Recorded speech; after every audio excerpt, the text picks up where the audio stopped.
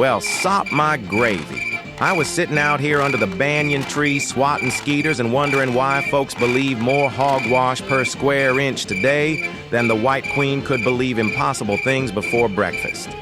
And then it hit me like a rolled-up newspaper from 1898.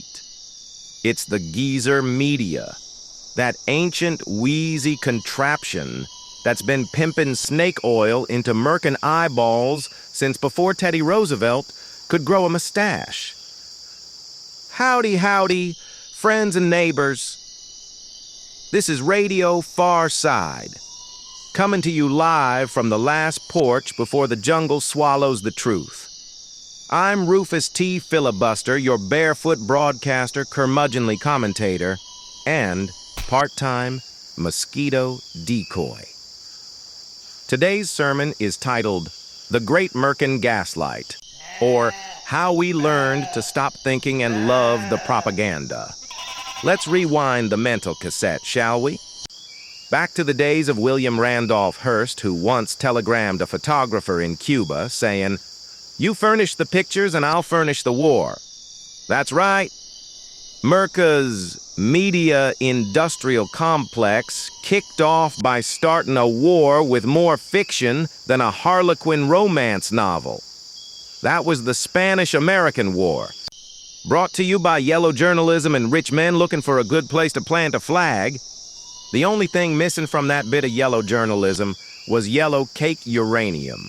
We had to wait until George the Shrub brung us that one a century later. While I got your ears perked, how's about sliding you thumb down below the video and clicking on a bunch of them buttons? I just found out if you click like, share, and subscribe, in that order, the New York Times will publish your obituary on the front page. Just saying. Now back to the brainwashing. Fast forward a few decades, and here comes Edward Bernays, nephew to Sigmund Freud and granddaddy of public relations, which is just a polite way of saying government-sanctioned hoodwinking. Bernays figured out you could take Freud's theories, slap them on a billboard, and convince folks to smoke cigarettes for liberation. That's right. He got women to puff in public by calling them torches of freedom. You think Marlboro Man had swagger? Try a man who could sell you your own coffin with a coupon. This Bernays feller figured out that tying products and ideas together with Jungian archetypes got his messages past most folks' mental defenses. He formulated a repeatable set of rules that could manipulate mass behavior like a border collie herding sheep.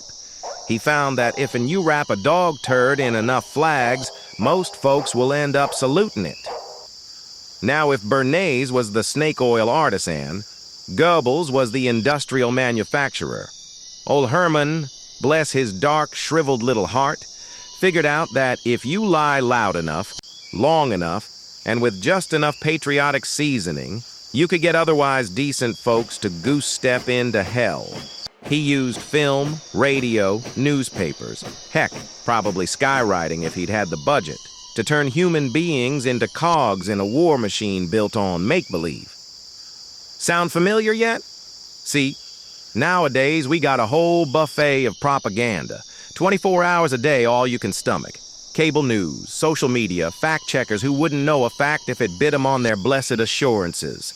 And every outlet's got their own flavor. CNN's got coastal Chardonnay panic. Fox has got red meat rage. And NPR whispers you to sleep while gently shifting the Overton window, all the while making us believe we thought up their opinions all by our lonesomes. Trouble is, folks keep coming back for seconds, smiling through the stomach cramps, saying, tastes like truth to me. And what they all got in common? They don't want you informed. They want you aligned, marching in a neat little column toward whatever war, cause, or consumer binge keeps the ad dollars flowing. Take the Biden administration. Now, I ain't here to pick sides. I don't trust any man who needs a teleprompter to order pancakes. But good gravy, the GeezerMedia ran serious interference, like it was 4th and 2 at the homecoming game. They were out here spritzing the air freshener of context over the flaming dumpster of inflation, censorship, and geopolitical blunders like the whole place don't reek of scorched constitutional rights. Don't get me started on old Joe's mental capacity, his physical health, or his boy's laptop. The only thing Russian in all that was the spin doctors on code blue calls. We were watching a chicken coop fire roasting the hens, while the GeezerMedia told us record egg prices show strong market confidence. They were lying more than Matt Drudge at a San Francisco bathhouse when the truth was plain as white bread. Well, at least we got the meme, mostly peaceful riots, out of the deal. Now I'm old enough to remember when the press asked questions, hard ones, the kind that made Nixon sweat, not smirk. Now we get headlines like, "Why it's brave to ignore reality," or "The upside of economic despair." Hell, if George Orwell came back today, he'd sue for plagiarism. We got artificial intelligence writing headlines, and artificial people reading them, and the end result is a nation so gaslit we could fry frog legs by the heat of our delusions. And just like Goebbels warned, yep, I said warned, 'cause even a villain drops truth sometimes. Propaganda works best when those being manipulated are confident they are acting on their own free will. That's today's Merca in a nutshell. A hyper-targeted, dopamine-fueled echo chamber where folks believe they're rebels, while parroting talking points funded by Pfizer and approved by the Pentagon. So what's a porch-squatting philosopher to do? Well, first thing, turn off the TV. I mean it. Shoot it if you must. Then go talk to an actual human being, preferably one who disagrees with you. Swap ideas, not memes. Build trust, not followers. 'Cause truth, folks, ain't something you stream. It's something you churn, like butter and ice cream. Takes patience, grit, and more than one cow. And remember this Rufus-ism fresh from the jungle. A man who believes everything on the news ought to be supervised near sharp objects and school grounds. That's it for this week on Radio Farside, where we still believe thinking ain't a crime and smelling a rat means there's still life in your nose. Join me next week where we'll discuss the difference between artificial intelligence and real dumb decisions, and why we keep inviting both to dinner. Until then, keep your boots muddy, your instincts sharp, and your neighbor closer than your news feed.